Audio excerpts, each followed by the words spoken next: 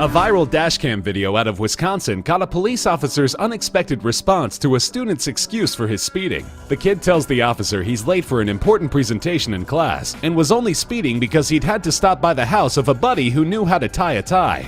Unfortunately, as we can see, the buddy wasn't home, and the poor kid remains tieless. The officer takes the kid's tie and asks him to get together his license, insurance, and registration while tying it around his own neck. The officer counsels the student that one of his insurance cards is expired, then notices that the tie is too short. He'll have to do it again. The second attempt is a little long, but it'll have to do. He sends the student on his way with enough time to get to his presentation, and a newfound appreciation for police officers.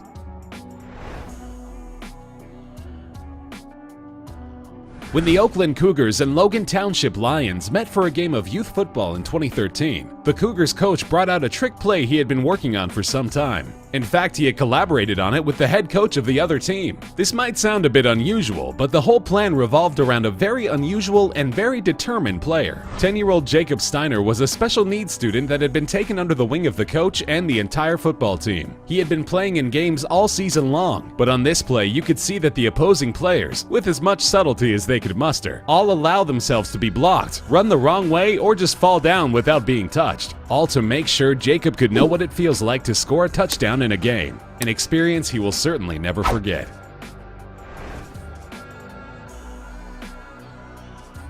Greenville, South Carolina grocery store employee Brandon Rollins was going about a day like any other when he saw an opportunity to help. A frail, elderly customer half his size was making her way into the parking lot, and Brandon went out of his way to make sure she got where she was going safely. He took her by the hand and walked alongside her, not knowing that a customer was watching and shooting heartwarming video. Bo Graff posted his video to Facebook, where it quickly went viral and earned Brandon a spot on the local evening news. Bo told reporters that he had approached Brandon after witnessing his gesture of kindness to let him know how much it was appreciated, but that the kid had acted like it was simply no big deal, which, as Bo pointed out, is really the kind of attitude that the world needs to see. His Facebook post concluded, "This is what America should be, and hopefully this is the America of tomorrow."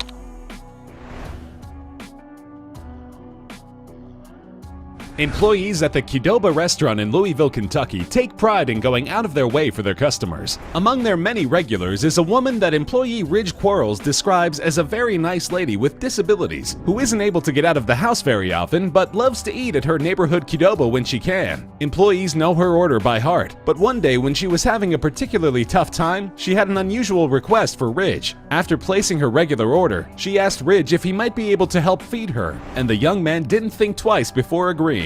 Several other customers noticed the exchange, and one shot some video, which he shared to social media. The big-hearted gesture brought local news to the friendly restaurant, but Ridge insists that he was only doing what anyone else would have done.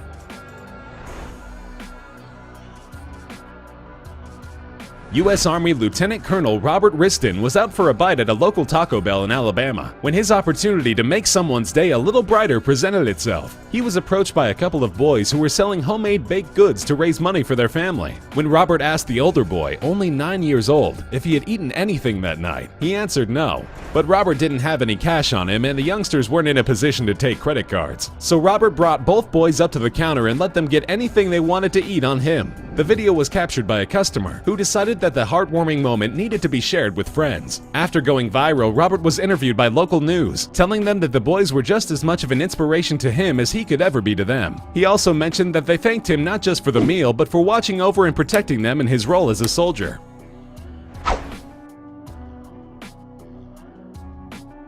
Los Lunas, New Mexico police officer Mark Gurule responded to a call in late 2015 of a man laying up against a rock in the middle of a parking lot with no shoes or socks. When he contacted the man, he found his soaking wet socks drying nearby and old shoes that were full of holes. Officer Gurule could have given the man a hard time for camping in a public place, but his body cam revealed that he chose a different course of action.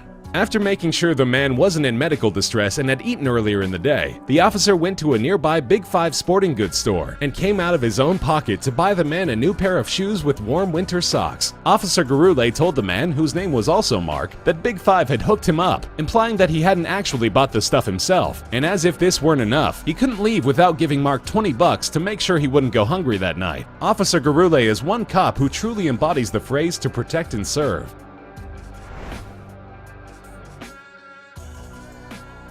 In 2014, a man boarding a commuter train in Perth, Australia almost lived out every commuter's worst nightmare. As he was getting on board the busy train, he lingered a bit too long, and just as the doors were closing, he slipped, getting his leg caught in the gap between the train and the platform. Quick-thinking transit officials alerted the conductor, making sure the train stayed put, but were unsure how to go about freeing the man. Fortunately for him, the car was loaded with compassionate passengers. Once everybody was evacuated from the car, transit workers organized a group effort by the huge crowd. They piled up against the side of the car and pushed, slowly rocking the car back until the gap widened enough for the man to be freed. The extraordinary effort was caught by surveillance video. A transit spokesman said the occurrence was simply an accident and not the result of overcrowding, and praised the actions of transit staff and all of the passengers who saved the man from potentially serious injury.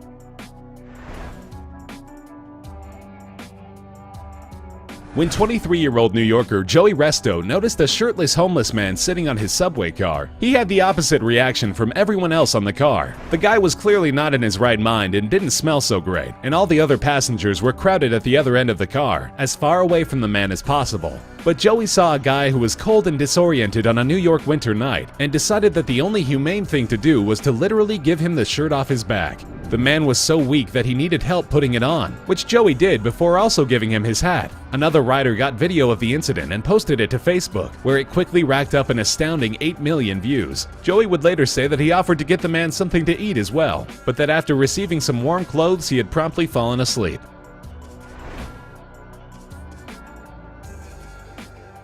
Employees of a Vancouver, Washington donut shop could tell that something was wrong with one of their drive-thru customers one morning in early 2016. The unidentified woman was visibly upset, and when one young employee asked if he could help, the woman confided that she had lost her 37-year-old husband just the previous night. The 19-year-old employee, Pierce Dunn, asked the woman if he could pray with her, which she said would help. Amazingly, several other employees dropped what they were doing and leaned out the drive-thru window to participate in an impromptu prayer circle. Of the group, only Dunn explicitly identifies as Christian, with another young man later telling reporters that he isn't religious at all, but just wanted to try to help someone who was obviously in need. A customer in line at the drive-thru snapped this photo, which garnered millions of views on Facebook. The general manager of the Dutch Bros franchise commented that these are just the kind of people the company hires, and that her employees do things like this all the time. This unbelievably touching incident just happened to be caught on camera, and the kids involved say that they just hope the picture going viral doesn't cause the woman any trouble.